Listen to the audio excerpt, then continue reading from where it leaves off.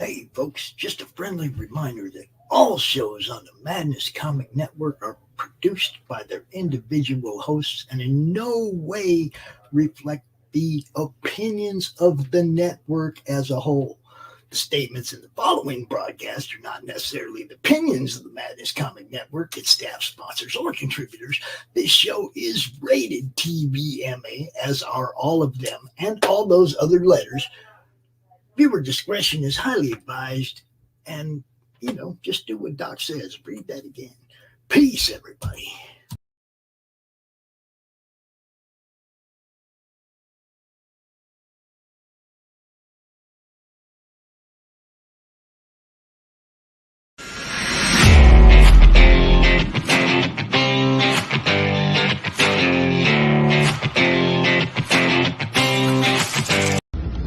Well, I'll tell you, I agreed with President Biden's decision to pull out of Afghanistan.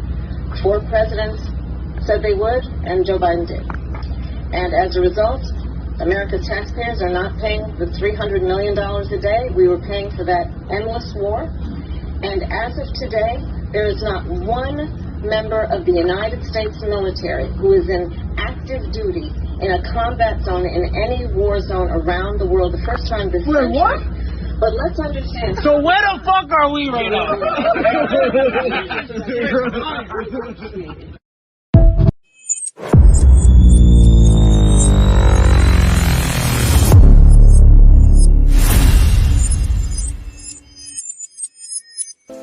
Who am I, you ask? I was created in the middle of nowhere, surrounded by the waste of a dying world. I was bestowed with an insurmountable task: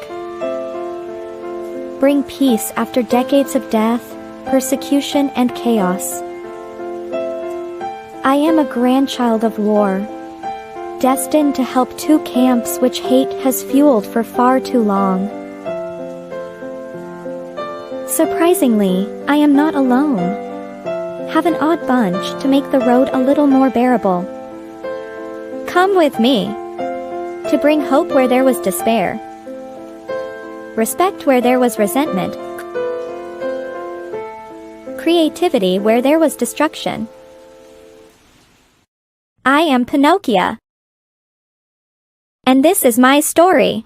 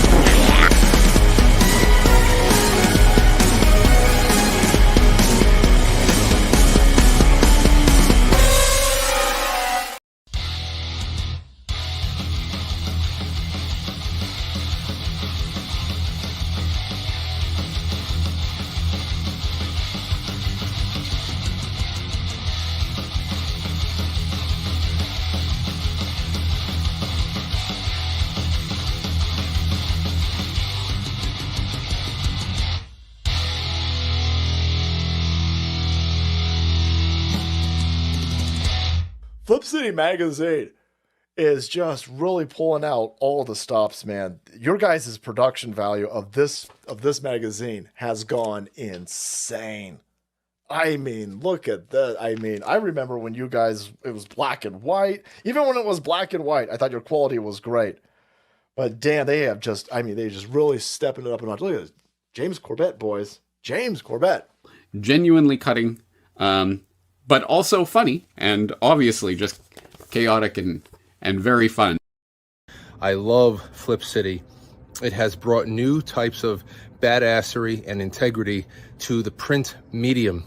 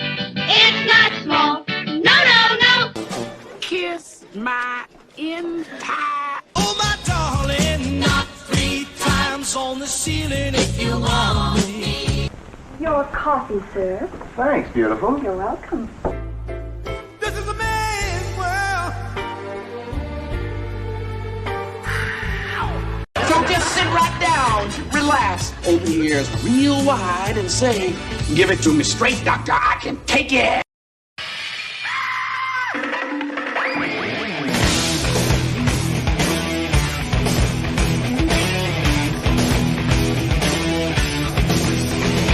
Kick the chocks out from under the wheels. Flaps up. No offense, Margaret. Contact. We're off. Rum, rum. Doctor, doctor, give me the news. I got a bad case of loving you.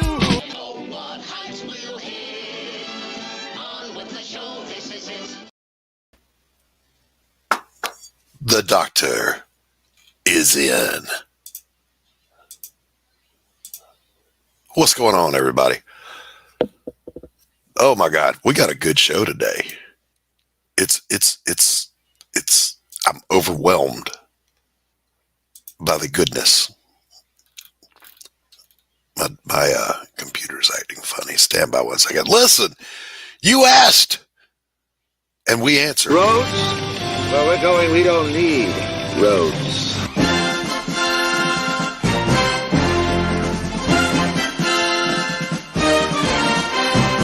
Gordon Shumway, nice to meet you. Interested in a new Buick? Nonsense. I've not yet begun to defile myself.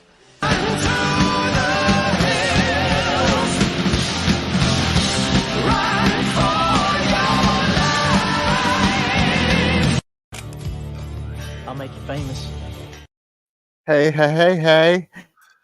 He's back. The rumors of his demise were slightly exaggerated. Welcome back, Tanner. Oh, it's good to be back.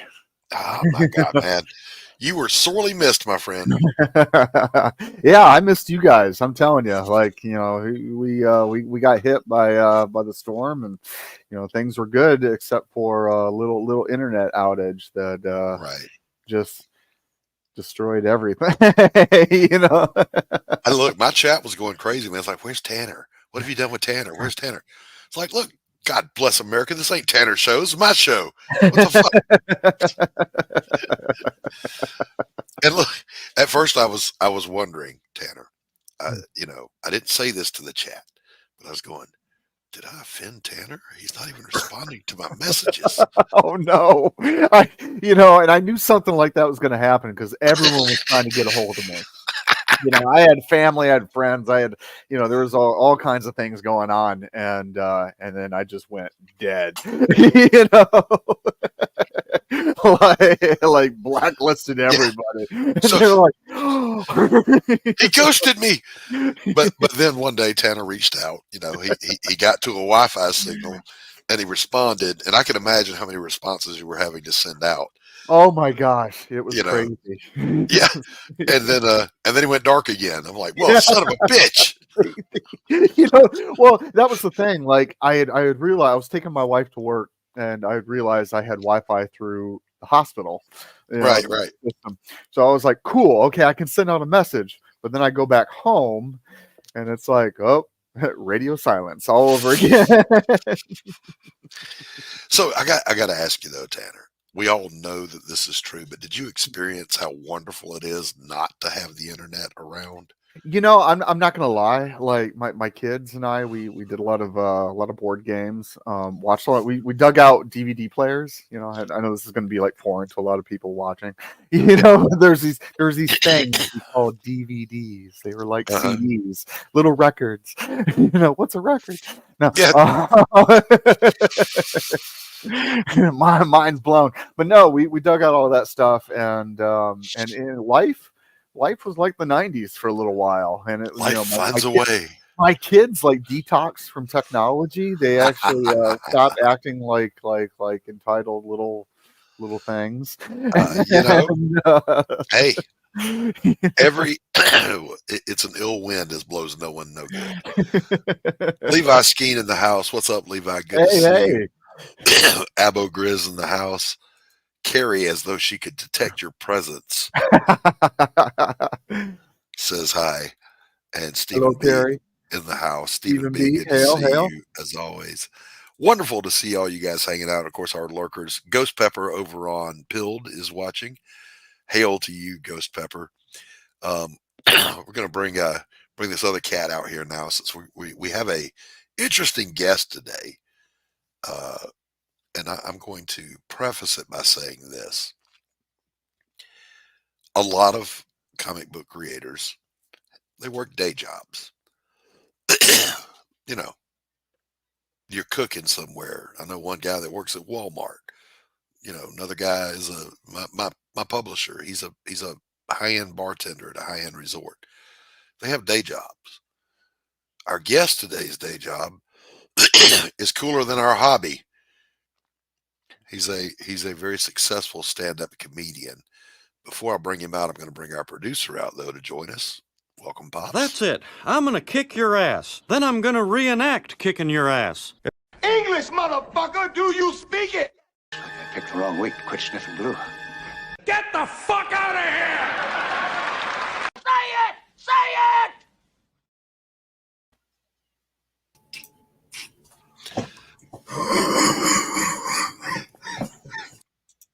And thanks for coming out and dying on stage, Pops. Horrible timing. If you got to go. I mean, I think that was flawless timing. Flawless timing. I'm a fucking genius. Ladies and gentlemen, welcome to the show, Mr. Deese Casillas. Hey, what's up? What's up, Deese? How you doing? Doing all right. Deese, tell people very quickly, who the hell are you? I am an internationally touring stand-up comedian, host of the weekly podcast, The Social Hour, going on almost 11 years now we've been doing the show. and writer, and extra in movies you've never seen. So, me too. I've done that. Deese, let me tell you my brush for stardom. Are you ready? Remember, we all know that. I forget what movie it was, but Richard Dreyfuss was in the lobby of a hotel, and Harrison Ford brought him a telegram, and that was Harrison Ford's debut, and he just said, "Telegram for you, sir." Okay, yeah. Okay, that was his claim to fame, right? I almost had that moment. There was a movie, and I was the director of a program for felons that were in recovery for addiction. And they had the opportunity to make money as extras on days they weren't required to be in the classroom. And I was like, all right, cool. But I have to have a speaking line in that movie. Because one of my girls in there who had a degree, she had become an assistant to the casting director handling the extras. And I said, you get that word to him that he doesn't get any of my people unless I get at least one speaking line. They came back, they got with me, and they agreed. And what was your line? It was I had to get in my deep Southern accent and go, why did you even bother coming back here? Now, on the day of the shoot that I was to have my line, I got my wake up call from them, because they will call you and wake you up 4 o'clock in the morning. No big deal for me. I'm already awake at 4 every morning anyway. But I answered the phone. Hello. My voice was gone. Oh, no. I had bronchitis and I had coughed myself completely hoarse. So I blew it. I lost my Deese. I lost my intro to Hollywood. Get the ADR that thing. Just do it in post. You know? Yeah, no, not on the budget they had. Well, that's better than my claim to fame. My claim to fame is I used to date Rachel Dolezal. If anyone remembers who that is. Didn't you guys remember who that is? It's ringing a strong bell. Help me. I'm so glad nobody remembers who that is. So she was this girl who pretended that she was black. So she was in the head of the NAACP. Yes. Yeah. I met this girl long before she was pretending to be black, or as if she wasn't. Like, I certainly knew she wasn't black. Like, she was very obviously white. Although she had a voluptuous ass, I will say that, it was nice. But beyond that, she was like obviously white. She was cute. Yeah, she was cute. And we dated casually for a while, but long before this whole thing that with her little blow up happened. You know. Now, yes, that was in Spokane. I actually lived in Spokane for a while. That's when that happened. So yeah. Now, first of all, that had to be great fodder for stand-up material. Yeah, it's so funny. I had one joke about it, but like I haven't talked about it that much yet, and I really would like to, but I feel like the time has passed because I don't know if people, news cycles are so quick. I don't know if people remember her, and that's the thing too. Is like part of the reason I didn't write jokes about it that much is because it's so regionally specific too. Like anyone in the Northeast, but they might not remember the name. Yeah, but like if I would remember the deed. Like when I was in like Arizona or Florida, people didn't really know who she was, or I'd have to involved explaining too much. Right. To get to the point. So I'm like, it's not worth it. You got to the faster you can get to the joke, the better. And it just wasn't ubiquitous enough. Yeah. Now I went out with a girl. Speaking of fraudulent shit, I met this girl. She was cute as a button. This is way back when I was in college.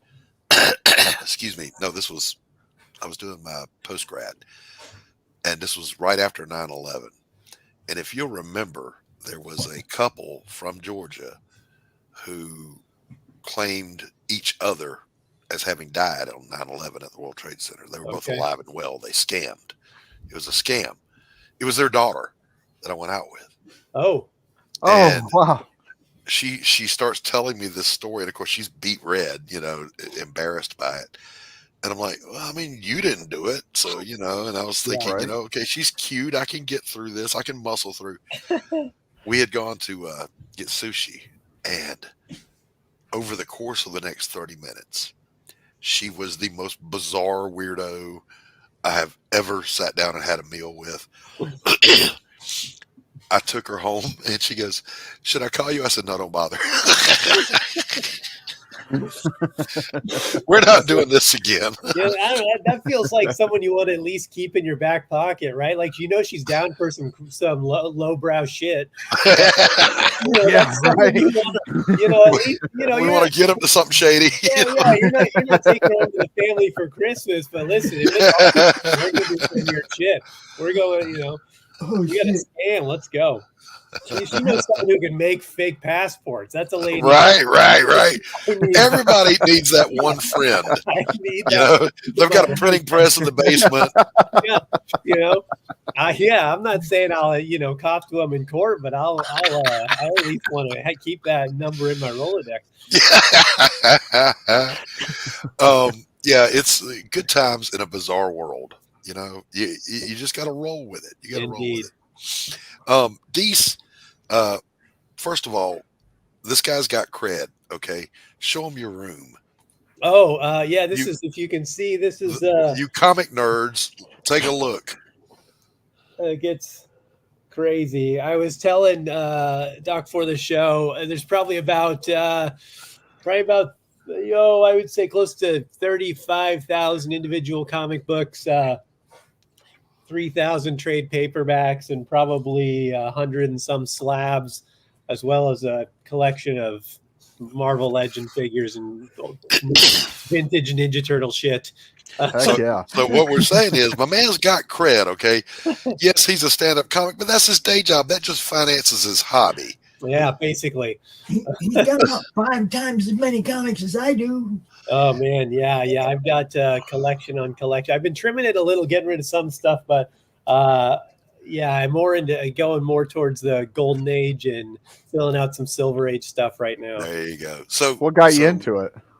Oh, man. I've always loved comic books ever since I was a little kid. Like I remember when before I like even owned comic books, when I'd go to the grocery store with my mom, there was a spinner rack right by the pharmacy that would have at the grocery store, they have like, just, you know, right. Cause that's how you got most comic books back in the day. They weren't LCMs everywhere. So it was there, and I would just go and I just sit there on the ground on this linoleum and just read comic books till my mom was done shopping, you know? Right. Groceries. I'll be like, I'll be right here. And I just sit there and read her. So I always loved the medium. I mean, I was always a writer. I always wanted to be a writer, but when I found comic books, I really wanted to do comic books too. I mean, we talked before, Deese. We both had the same thought when we were kids. Somebody's getting paid to do this. Yeah. And well, I could do that. So what were you into when you first started collecting? What really grabbed that groove for you? Well, my first comic book ever was I have it right here. Nice. Guardians of the Galaxy number 21. Snap! I got that one. 1991. That was the first comic book that was ever mine, that like I own, not the first one I read by a long shot. But I reread this comic book probably. This is actually not the original copy I had. That got stolen in a collection. But this book, the one I had was tattered because I reread it hundreds of times. But that was my first comic book that was mine. Then I got into Guardians of the Galaxy. I was reading Avengers West Coast. I was a big X-Men guy. I really loved, like, how I knew I was weird is because I loved X Factor, like Peter David's run on X Factor. Yeah. I was probably too young to really understand fully how weird that was. Until I got older and started understanding Peter, what he was doing in that book. And I'm like, oh yeah. Like that's how I knew I was on a different vibe with comic books, you know, what I liked.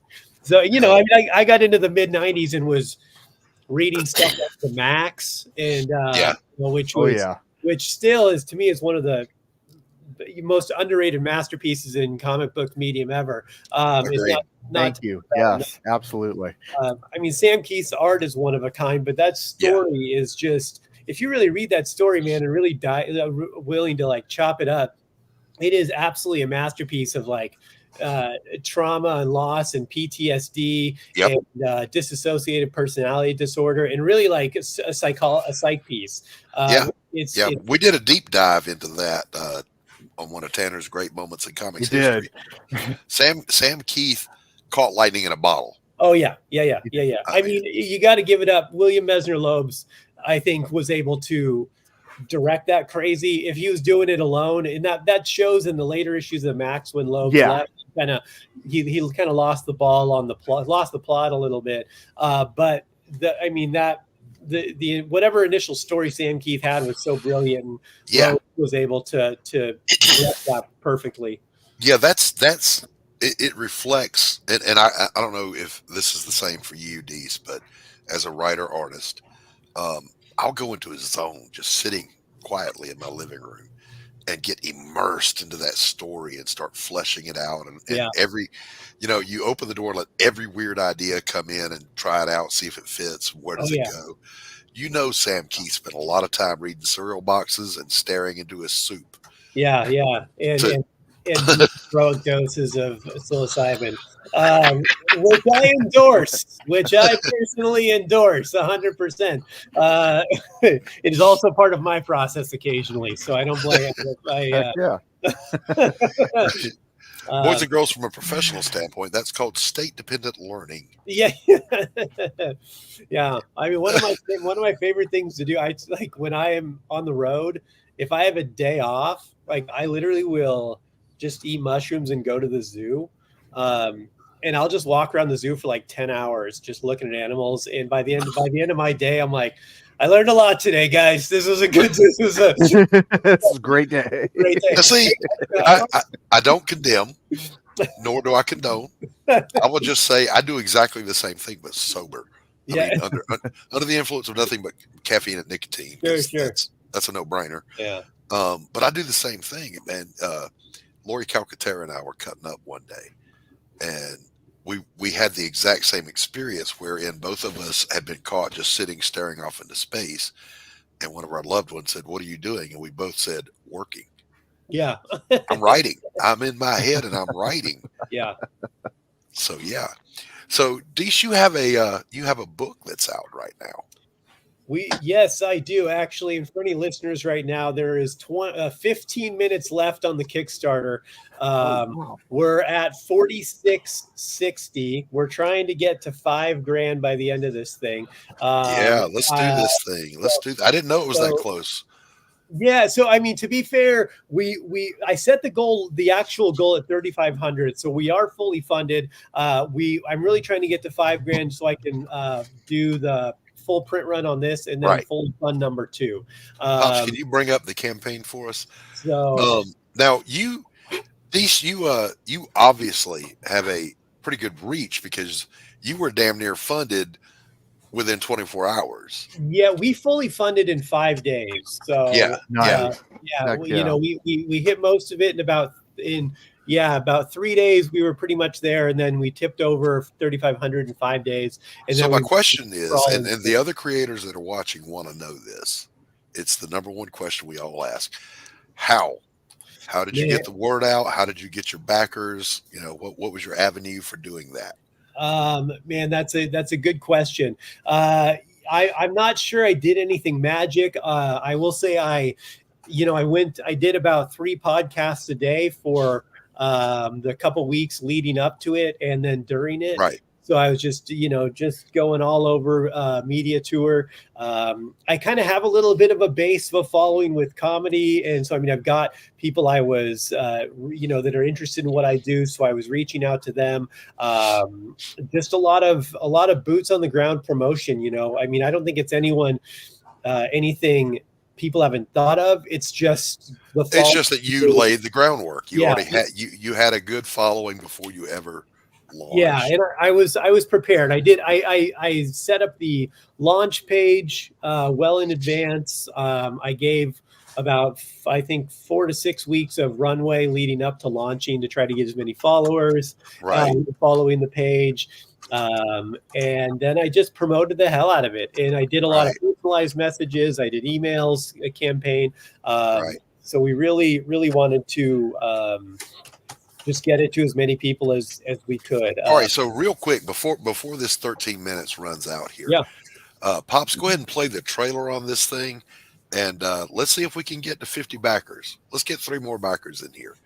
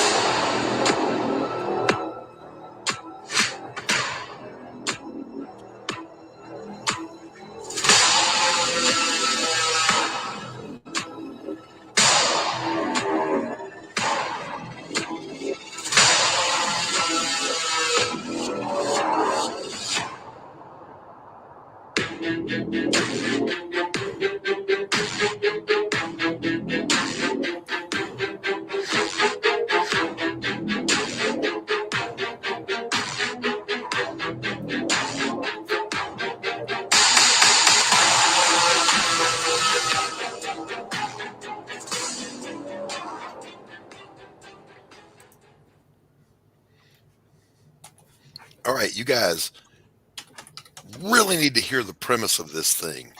So, Deese, lay that down for the people watching. Yeah, so I bill it as a bloody neo-noir crime thriller, which it is that in a sense, but that's probably a little bit misleading. It's really the premise is suicide by vigilantism. So Stan is a loser who's lost it all. He has nothing to live for. So he wants to go out with a bang, quite literally. So he goes out on the streets, assuming he'll die in a night. Madness ensues. He lasts a little bit longer than he thinks he will. And it kind of goes on from there. But really, vigilantism and superhero heroics are very little to do with this story. It's very much a character piece about Stan and loss and trauma, what we've all gone through when we're at our lowest and have nothing left to live for, and the lengths we go to gain any semblance of control in a world that's spinning out of control around us. Look at this. All right. The premise to this blows my mind. What a great concept. This guy is pretty much, like he said, trying to commit suicide by going out being a vigilante. He wants to die, but he doesn't. Now, is it that he can't die, or he keeps getting lucky? What's happening here? Well, you're gonna have to read it for that. Right. Without giving too much away. I will say this: there's not really any mysticism or superpowers or anything like that. Very much grounded in reality. So he. Hey, Matt Barr, good to see you, buddy. Yeah, we talked about this before, Deese, and I was just blown away by the concept. The writer in me went, "Oh my God, this opens up so much," just as a strong premise. So. Stan can you give us a little backstory on Stan? How does he get to the point where he just wants to go out here and end it all? Well, without giving away too much, I'll say this. I have this saying that, like, the worst thing that's ever happened to you is still the worst thing that's ever happened to you, right? Right. Meaning that's different for everyone. But no matter what it is, it could be you lost your bike, or it could be your parents were murdered in front of you in a alley after you just saw Zorro. Those two things are to those two people. That's the pain is just as bad, because it's the worst thing that's ever happened to them at that as so far. So what we're trying to convey is that sometimes it's not always this big traumatic incident. It could just be these small microcosms of life adding up, falling down. Yeah. Yeah, and feeling like you just can't do it anymore. And everyone has a different. I know everyone has felt that way in life at some point, and everyone's felt that for a different reason, and their reason is valid enough in that moment. So there's not necessarily, what we're exploring here is that there's not always a big, here's why this happens, and and now you have to enact justice. It's, hey, sometimes life is just too much, and that's okay. Yeah. And so the guy, the notion hits him. I'm going to go out on the streets, and I'm going to get killed by being a vigilante. That's the goal. We're at 47 backers, 7 minutes to go. Yes. 7 minutes to go, boys and girls. Look, jump on this. How much is the comic, and how many pages is it? That's always the meat and potatoes here. So it's 26 pages, full color comic book. This is number 1 of 10. Number 2 is in the works as we speak. My artist has the pages. He's working on them. It's the digital copy is $10. Physical copy is $20. That does include shipping, though, so there's no shipping charge on top of the $20 for the physical copy. We've got signed copies. I even have my 1 hour comedy special packaged in some of these. So I think for $30 you can get my 1 hour comedy special, digital download of the video, as well as a physical copy, and also so for those just tuning in, Deese's day job is he's a very successful stand-up comedian. That's what he does full time. That's his job. And I went and looked him up on YouTube and watched some of his stuff. The dude's funny. All right. Not a lot of people make me laugh. He made me laugh. If any of you are in Dallas, I'll be in Dallas this Friday. So come check out it. Follow me on Instagram. Check out the show. Yeah. Laurie down there. What's the venue? No, God, I'll have to look at my it's just north of Dallas, in like a suburb of Dallas. I forget what it is. Plano, Garland. It's in, I think it's like near Frisco. Okay. So yeah, check it. It's like 40 minutes north of Dallas. So you can follow me on Instagram. It's on there. I think it should be anyway. So we got Bruce Q Wayne in the chat over on Pilled. What's up, Bruce? What's up, Bruce? Good to see you, buddy. Omer Glitch says losing a job, losing a loved one, loss of a relationship, anything can trigger somebody. Now, as a retired counselor, I can attest to that. In any given population of 100 or more, 2 people will die every year from either addiction-related issues or mental health-related issues, even when they're getting help. So for those not getting help across the world, you can extrapolate that to understand a lot of people get triggered by an event every single day, and they snap. Yeah. And, we see a lot of that in comic books, but the idea of I'm going to end it all by going out and being a vigilante, that's fresh to me. That's fresh. I don't know anyone else doing that. 5 minutes left, people.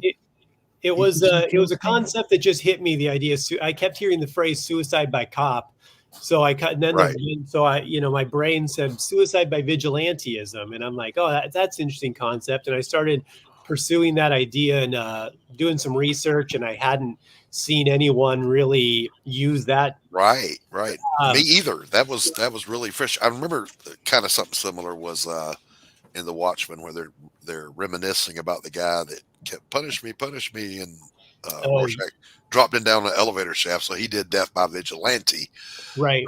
Not vigilantism. Sure, yeah. So I mean, it just was like an idea I felt had some legs, and I kind of started thinking about the story I wanted to tell. My best friend and another comedian, just a couple months before COVID started, he actually killed himself. So that was some, kind of gave me a little bit of perspective. I spent a lot of time ruminating on that at the beginning of COVID, and this really kind of sprang from a couple different things. And it I think was a catharsis to tell a story about someone who wants to end it all, and why someone shouldn't, and maybe why someone should. And that's not me advocating for it, but I'm why someone would feel that way. You know what I mean? I'm not advocating for anyone doing that. Right. What I'm advocating for is that no matter why someone feels that way, it's valid. Yeah.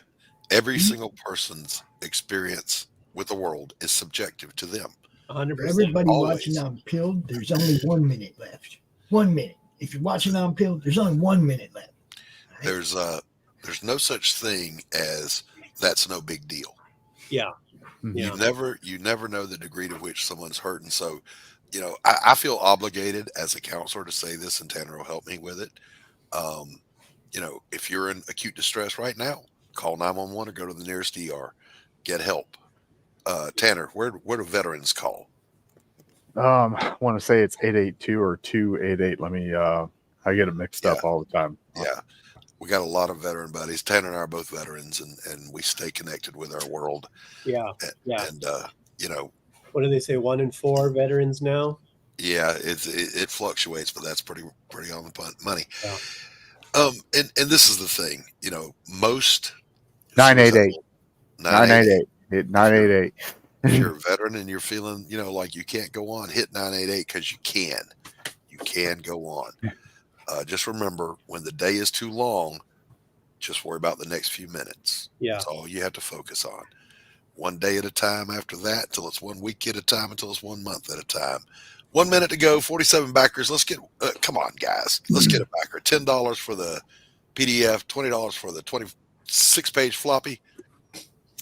And that's kind of, again, the story I was trying to tell is it's, because, Stan's soon confronted with the conflict that he is not altruistic. He selfishly wants to die, but he is unintentionally doing good in this neighborhood. And now the neighborhood starts to revere him as a hero and feel like they can't live without him. So now he's stuck in this internal conflict of like, oh, I want to die. These people think I'm more, and that actually makes him feel even worse, because now, don't lean on me. Don't lean on me. Don't count on me to be your hero. And that's kind of the journey. What a great conflict! Oh man, yeah.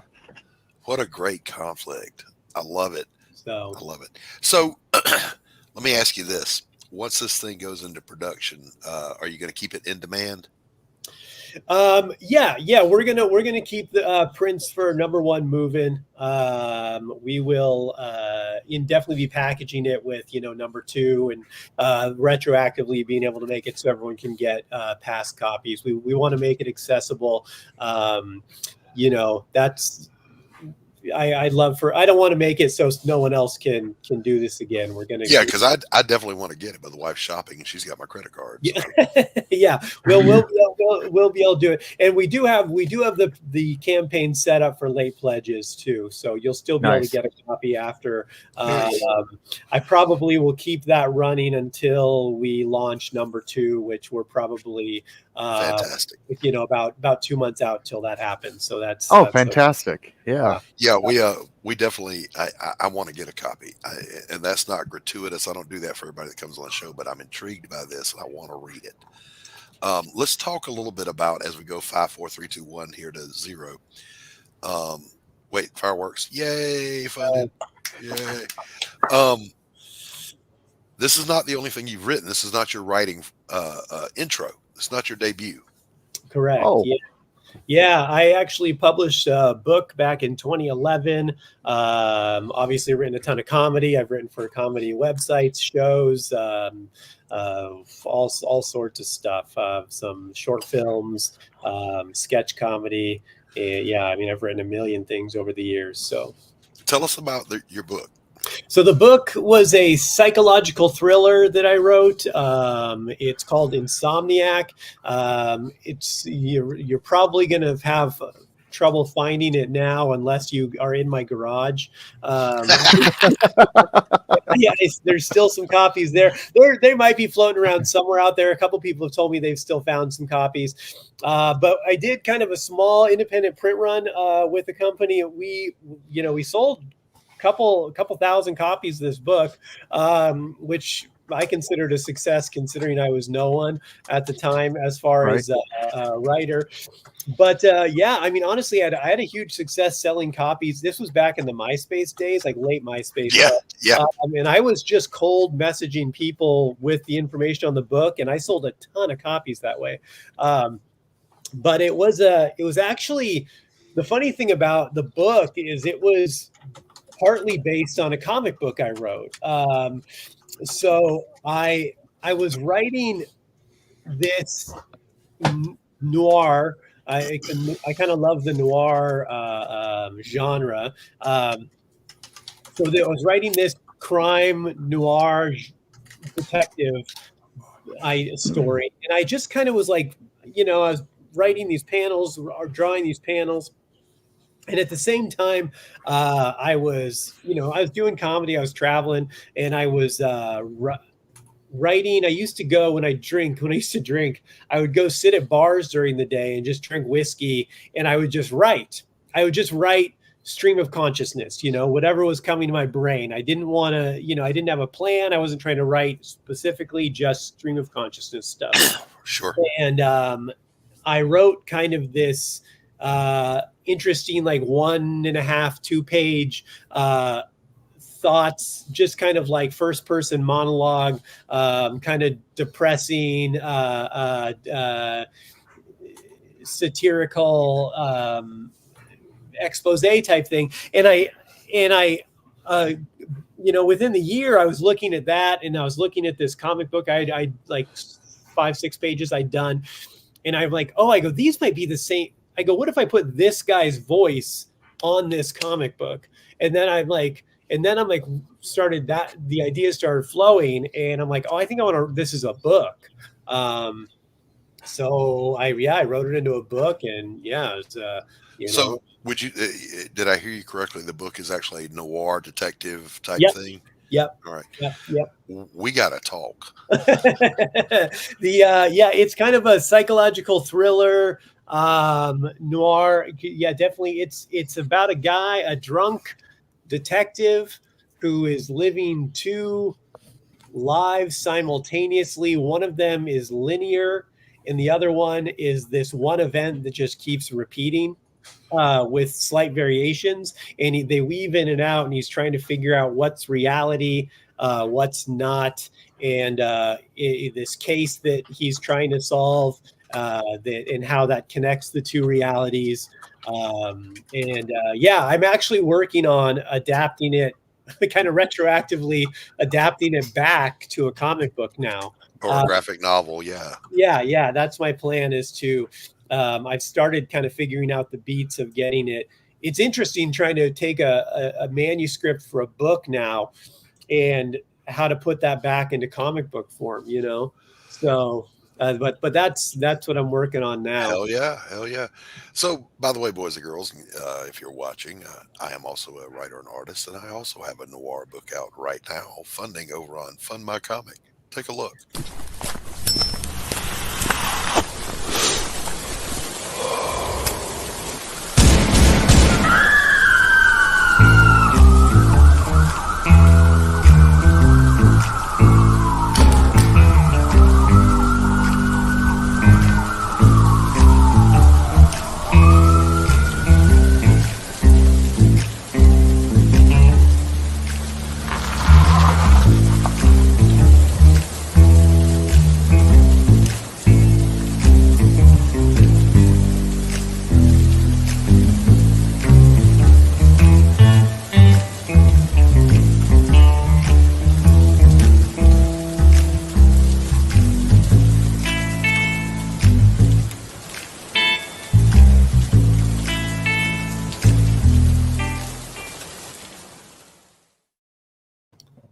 That's what's up. You can find it over on Fund My Comic. Back it today. Get your copy.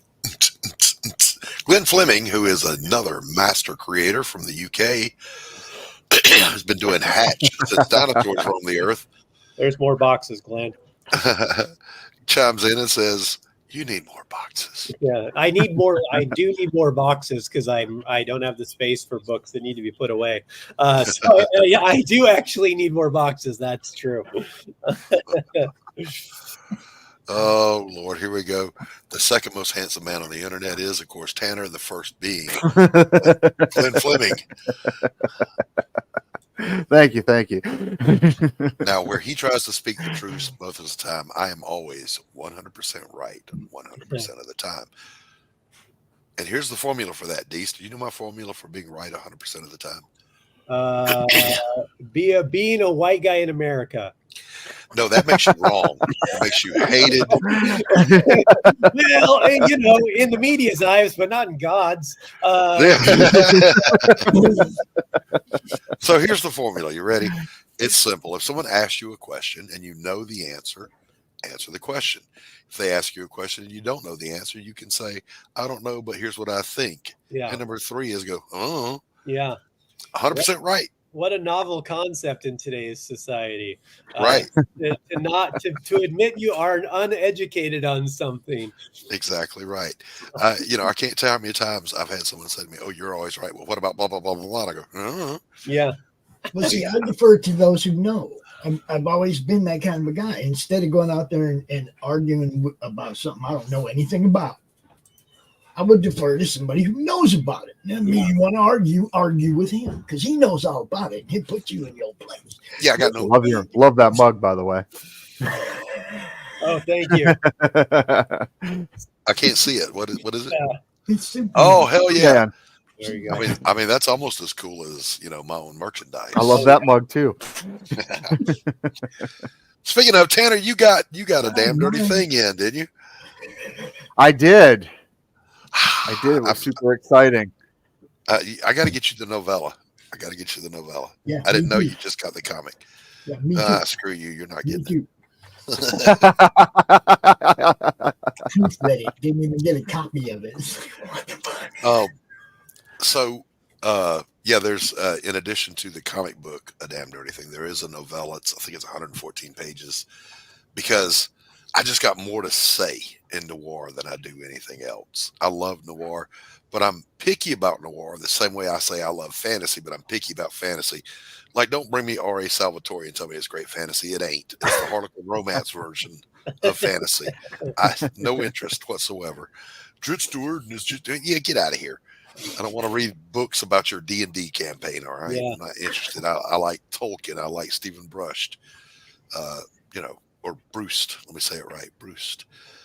I like good fantasy, just as I like good noir. So not everything that's noir is good, and I'm picky. I belong to a group on Facebook that's noir lovers or something like that. And they'll go, oh, here was this really great blah, blah, blah, blah, blah. Listen, Tanya, let me tell you something there, eyebrows.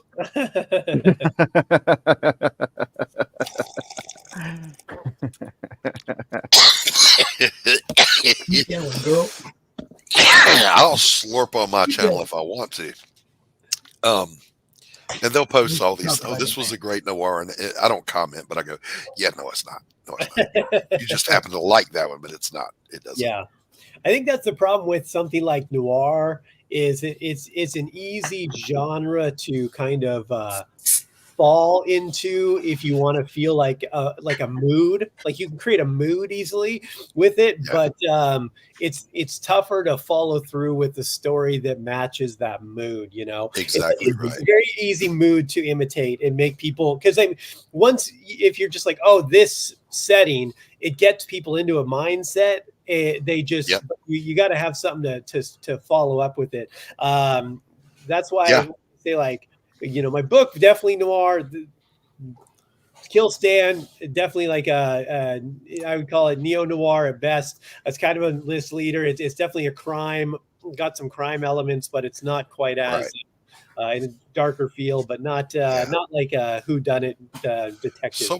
Someone asked Deese on that same chat group.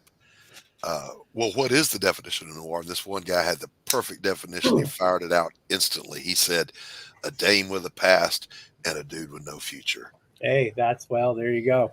That's a good.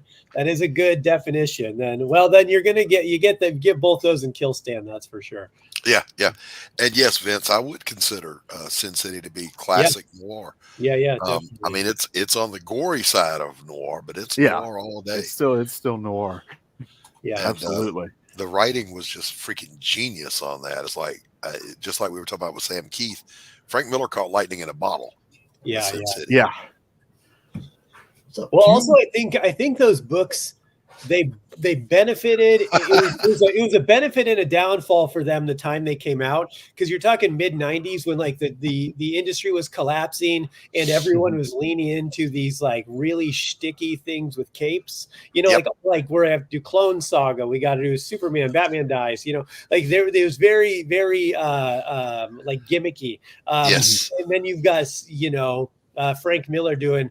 Like, I'm going to do this 3-color crime noir, not superhero at all thing. Right. Which benefited it, but also hurt it. I think it became more popular later than it did at the time. Well, I mean, I remember coming across it when, I was over 16, 17, at like Walden Books or something like that. Tower Records, I don't know, something of that nature. But it was in the graphic novel section. Yeah. And I was like, what is this? Sin City. Yeah. And it almost had that, oh man, should I even be looking at this? Type thing.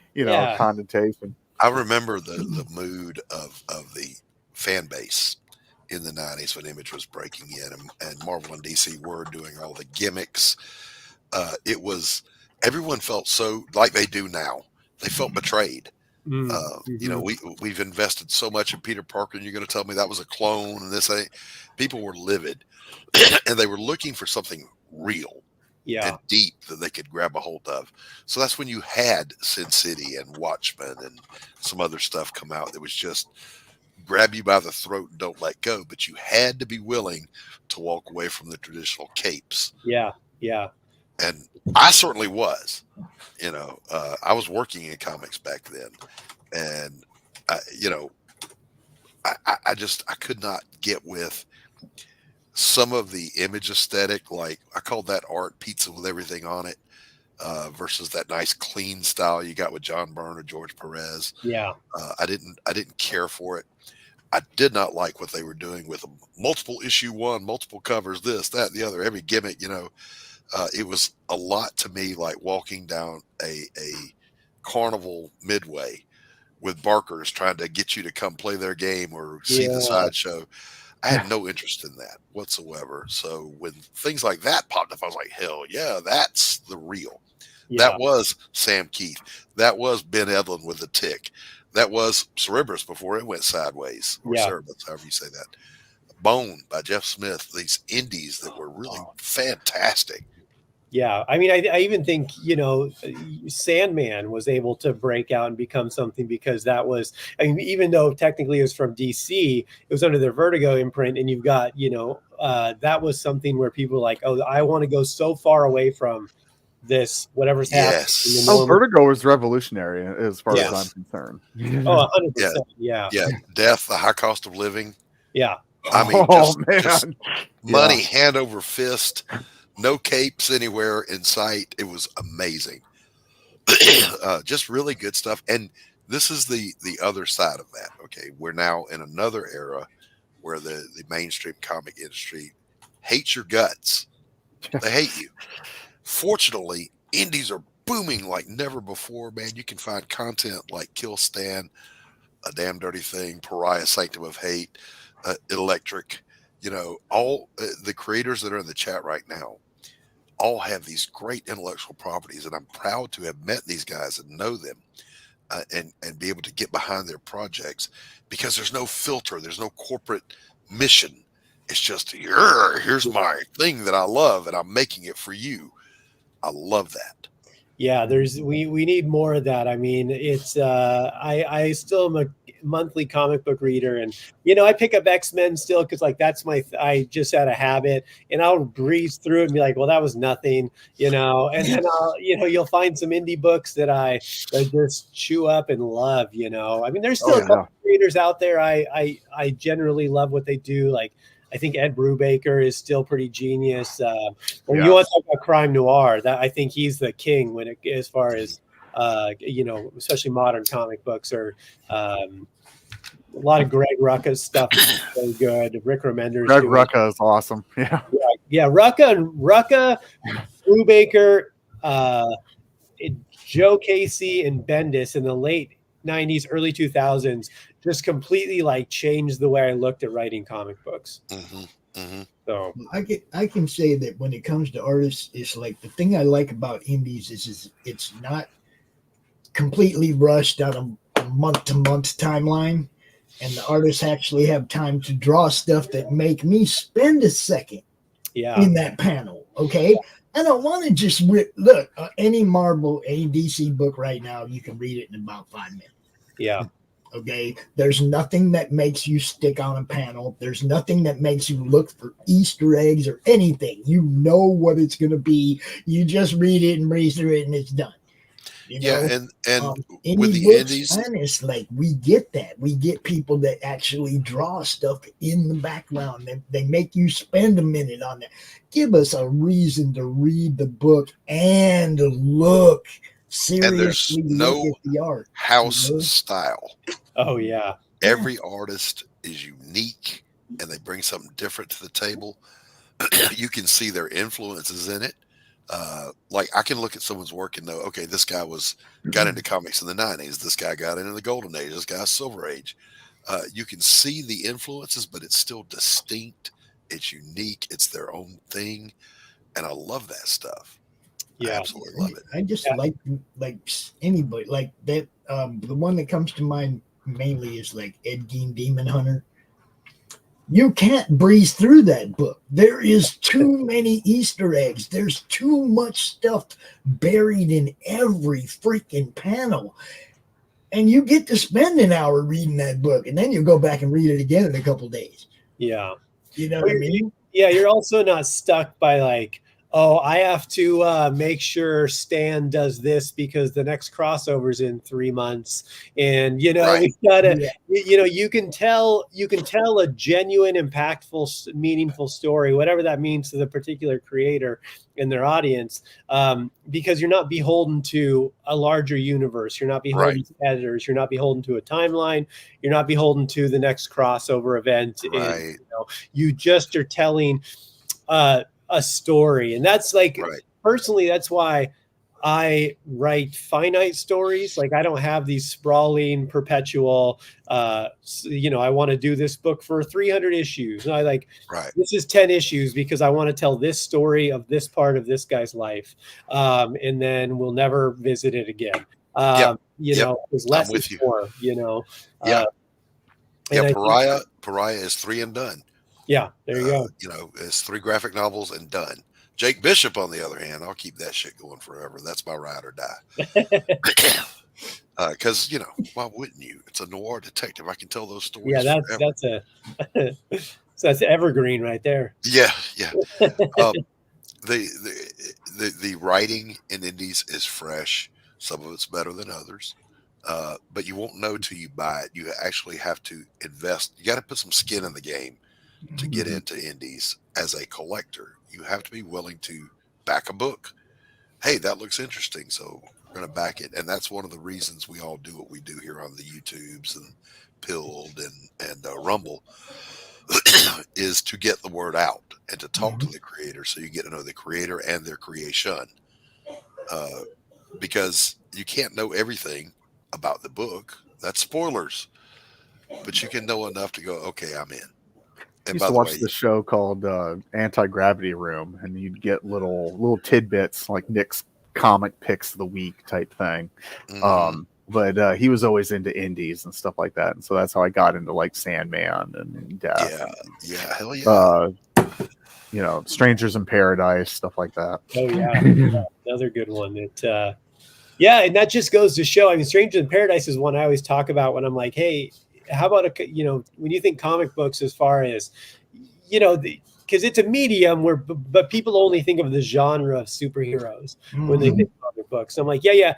I mean, it's probably 80% of the industry, but there's so much more out there. And I always point to Strangers in Paradise as a book that's like, you can do this, you can do this in comic books, and or like look at some of the stuff like Why the Last Man, Brian K. Vaughan, and some of the stuff. I just tell people straight up, there's a comic book about everything. Oh yeah. Yeah. There is. We will show you a comic. Somebody went college basketball. I went Michael Jordan. Ding, pull it right up. NC State or UNC, whatever. They had the Michael Jordan cards and comic books. Yeah. It's like, comic book about every damn thing. Everything. All right, boys and girls, we've reached that point in the show where we're going to play a couple of things from some friends of ours to get their product out in front of your eyeballs. So take a look at some of this, will you? Lieutenant Rogers, this is a time-sensitive critical mission. You must pre-see the Nazi force and secure the artifact, then get to the extraction point before they arrive. Failure to do so will result in being hopelessly outnumbered.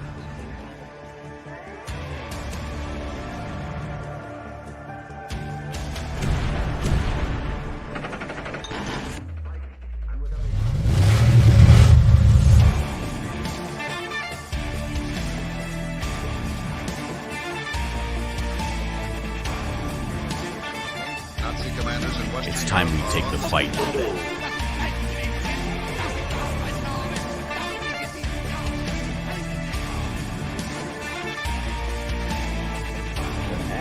The news we have of the Allied invasion of northwestern France is still in that direction from the assertion. For fulfilling this high objective.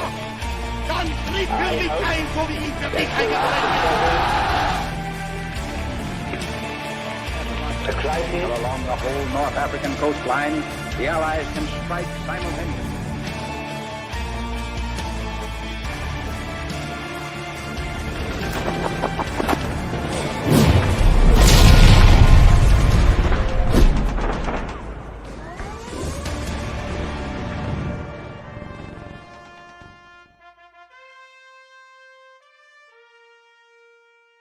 Space. A vast, dark void in need of exploration. Yeah, right! Space isn't about exploring, it's about getting rich. What's the fastest way to get rich?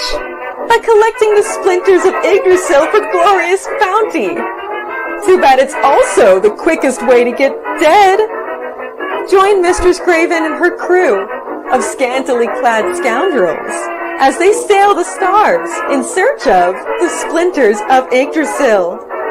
Magic, mayhem, and miniskirts in space. Go to abochrysly.com to learn more. See you soon, matey.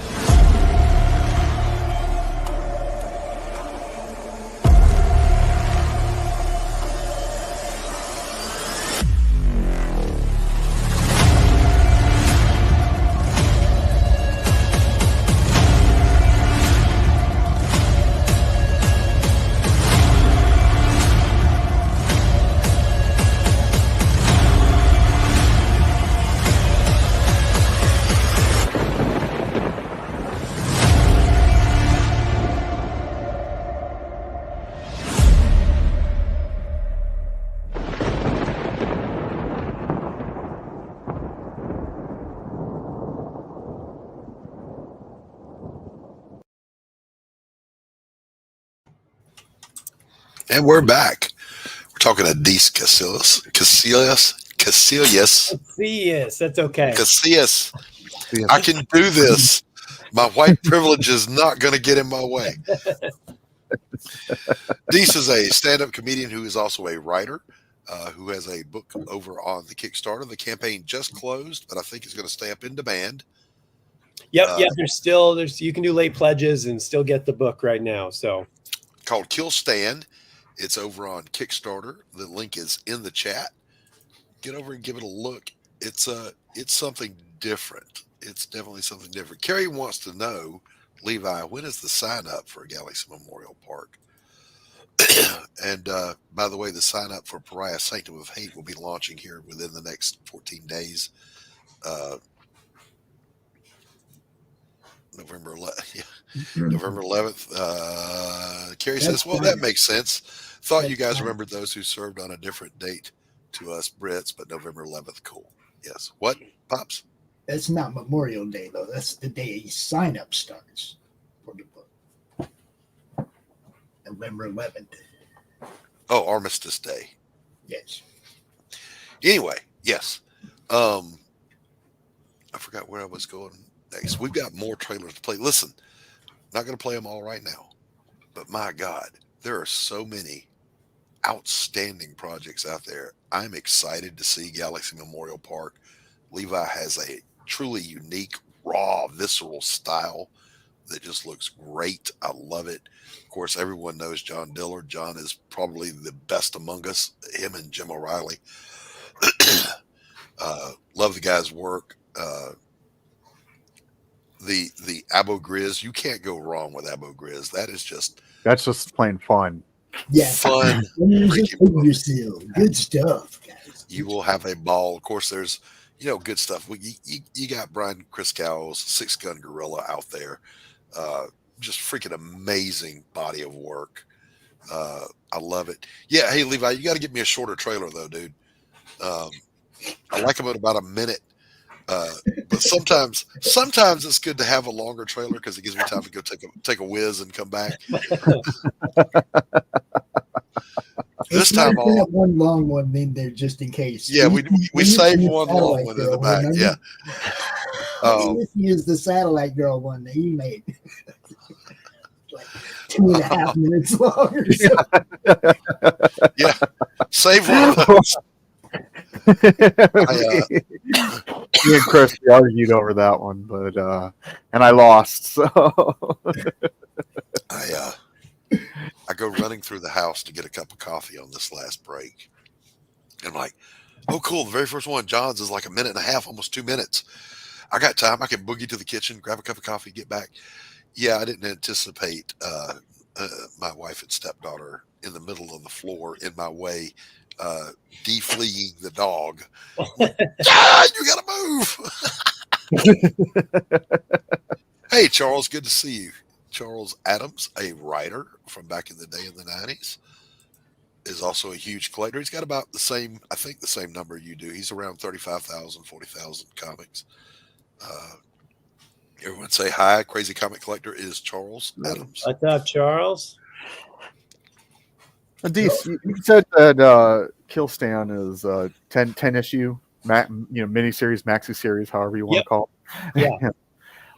Do you have any plans following Kill Stand, or to continue the series maybe with a different, character with different mental status or something? As for what happens with the with Kill Stand moving forward, you're gonna have to read the book to find out where that book ends and lands. That is the end of the story for Kill. I like to write finite stories, so you'll have to. But there may be something that spins out of those pages if you read the book and find out. As for personally, yeah. So I mentioned earlier, I'm working on getting my novel kind of morphed back into comic book form, which it originally was. That is on the docket, but I've got dozens of projects that are written that I want to do. I'm debating between two follow-up projects right now. They're both probably about 20-25 issue series. So, and wildly different, which is kind of the idea. Is every project I want to be very different than the previous one, because I want a breadth of work in the portfolio for people, because if someone comes in because of this project and becomes a fan of that, they can be like, oh, well, this guy also writes, and then opens him up to another genre, and then it opens them up to more genres in general. Absolutely. That's what this whole network was based on, bro. Networking and promoting. That's basically that. Everything we do started with that idea in mind, is getting people to share each other's stuff and help each other's reach get longer. Yeah. And not only that, yes, and that it just, as a creator, I don't want to be just creating one genre or one type of thing and repeating that. As I like the challenge of, a completely different genre. I mean, the next book that will likely come out from me is really about a teenage girl coming of age and questioning purpose in the world, sexuality, and everything like that. Now there's a fantastical genre kind of theme on top of that, but really it's a lot of just childhood and coming to grips with what it means to grow up. That's kind of most likely the next project I'll tackle. There's one other one that I like a lot that I've been writing for a long time that, but I may let it cook a little longer because it's probably the one that means the most to me. Is that your magnum opus? Yeah. It's very tied into ancestral roots and things that familial ties and things that mean a lot to me. So I'm really trying to make sure that's, and also my hope is that something like that can be delivered to a bigger audience by that time, too. Sure. There'll be, Kill Stan is an important story and it means a lot to me, but I also felt it was a shorter, it was something that could be more accessible, open to more people, and impactful. And just kind of like a lower, just kind of an easier entry point for a lot of people before we went to higher concept stuff. It just seemed more digestible in my head. Maybe it's not. I don't know. That's just what I felt. So my hope is that by the time I get to the third project, the window is wider and I can get that to a larger base. So absolutely. I don't know if you're like me, Deese. I've got more ideas than I've got time left on Earth. Yeah, 100%. So my solution is, and hear me out, Deese. You try this out. All right, we get mega rich, and then we pay everyone to make the books that we come up with. That's just my idea. That's a business model that I've come up with. As I sit here on my pile of money, I'll do that. You just added to your pile of money. Honestly, there probably is going to come. Hopefully come a point where I can start delegating some properties out. And what I mean by that is it'll probably be like, here's the plot, here's script beats, and then with some supervision, but maybe me not fully scripting everything, just because that's kind of the dream scenario, because there's no way I can fully write everything I want to write. Exactly. Carrie wants you to know, Deese, and it's very important to her. She just backed you, and she can't wait to read it. Carrie, thank you so much. We'll be getting stuff out relatively soon. So, yeah. And she can never leave things well enough alone. Hook my British pounds, keep your bum toasty and supported, Deese. Oh yeah. Well, because Carrie's got to carry. The way the U.S. dollar is going, I'm sure British pounds will be worth more anyway soon. I'll take Prussian francs. Look, at this point, we'll take monopoly money. Come on.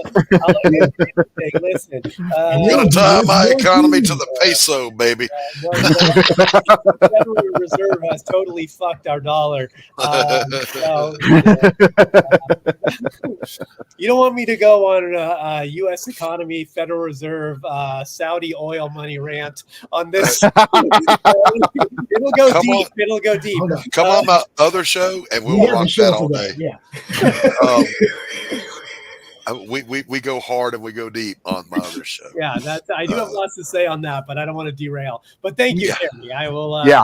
I'll spend it on singing trumpets. We're blessed here on the coffee shop to have a lot of UK and Eastern or Western European supporters, followers, whatever you want to call them. I just call them my family, the chat. They're awesome. You got people in the chat right now from the Netherlands, from the UK, America. And I deliberately chose this time slot so that, it's pretty appealing even over there.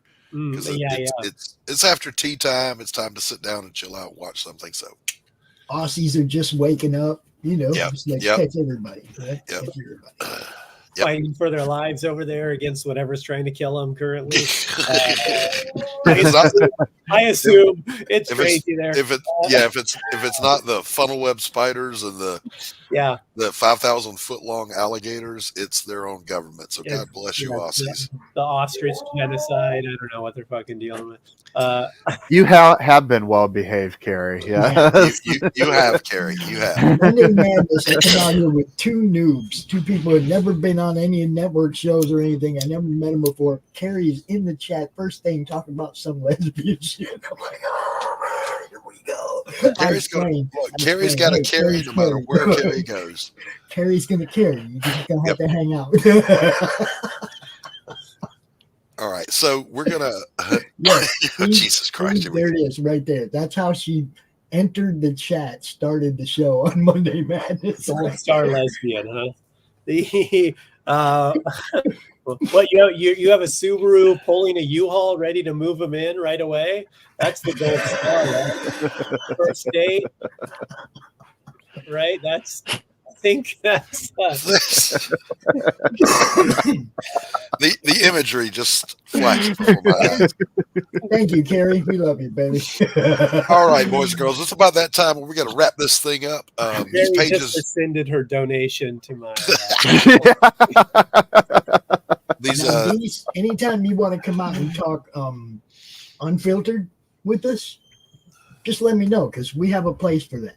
Okay, yeah. We don't even put it on YouTube. We have a place where we go and we're cool. So I'm all about it. Yeah. So these pages won't draw themselves, boys and girls. I got to get back to work, to the real world. Deese, thank you for coming out. I look forward to getting a copy of Kill Stan and following your other work. Thank you. And I wish you all the continued success. And the door's always open. Feel free to pop in anytime. Yeah, we'd love to. I'll keep you posted on the when the next book's done, and we'll do it again. Absolutely, Tanner. Good to have you back, brother. Good to be back. Man, the show is not the same without Tanner. He is the wind beneath my wings.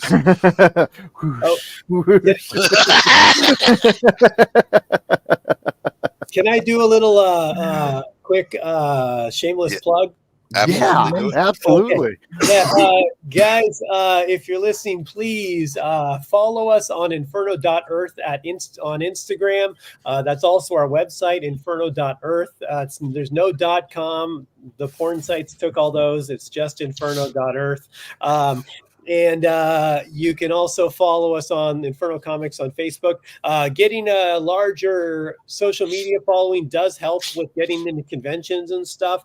They do look at the size of your following and bring to that convention. So it does mean a lot to get followers, even if you can't donate to the campaign. You can follow us on Instagram. That's free. Plus, you get good content. If you want to support, we still have Kill Stan. You can do late pledges and still get copies of the book. We've got a couple cool exclusive covers up there that are only going to be available there. So check that out. You can also, I'll be in Dallas this weekend. I am doing comedy in Dallas on Friday night, but Saturday, Sunday, I'll be at the Dallas Fan Expo. So if you're in the Dallas Fort Worth area, come to the convention. I have copies of Kill Stand there. There you go. So I've got physical copies ready to go. You can get one in hand signed for free. And also follow me on Instagram at deese.comedy for my comedy stuff. Deese Comedy is the website. I've got a special up there. Hour of my comedy you can get. It's all name your price right now. So you I'm can going to do that right now.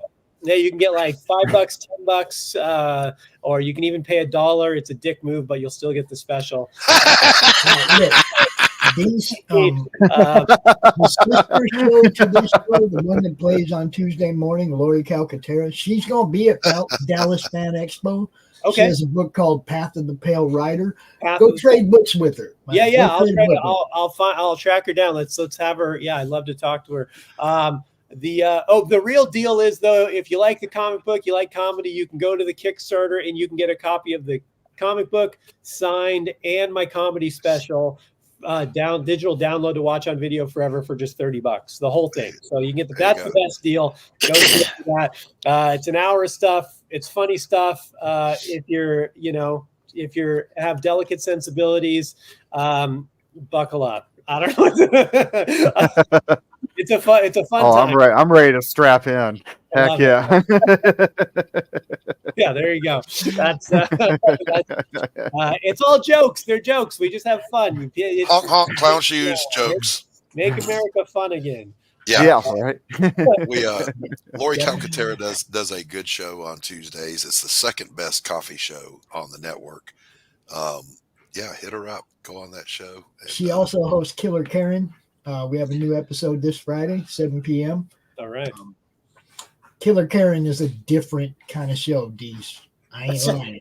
Okay. We just started doing it a few weeks back. There's a playlist on the Madness YouTube channel called Killer Karen. Go watch that show and ask yourself if you'd want to be a guest. Oh, interesting. On Killer Karen. No, God! No, God, please, no! No! Doc's going to do it this week. she roped me into it because I was not fast enough on my feet to think of a good lie to get out of it. So what's the hook? What do they do? Well, okay, Killer Karen, we played an RPG game called Slaughterville that was made by another member of the Madness, Chris Brown, and the characters that we created kind of took on a life of their own. And people started drawing pictures of them. We kind of made some backstory type stuff. And before you know it, we're hosting a show called Killer Karen. Now, let me just give you just a little teeny taste of who Karen is real quick. Oh, no. I have to load it into this. No, don't do it. Oh, yes. Don't. It's perfect. Stop it. Get some help. You're really gonna like this. I don't know why, but you were watching the Madness Comic Network. Are you mental? That looks like all the ladies that walk out of my comedy show. Carrie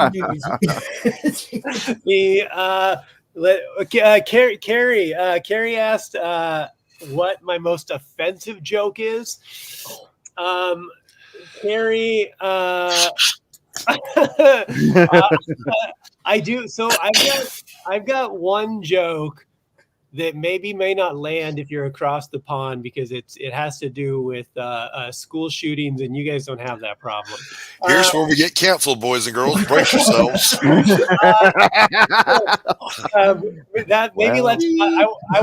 Let's not. I'll tell you this one. This is a joke that everyone will get because this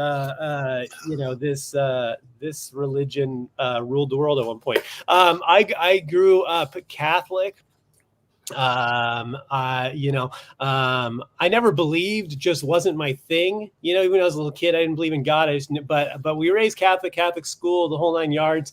And it just wasn't for me, but I do still remember to this day, the very first time we ever went to church. As soon as that priest was finished, I pulled up my pants and I'm like, this is not for me. Gotcha, bitch.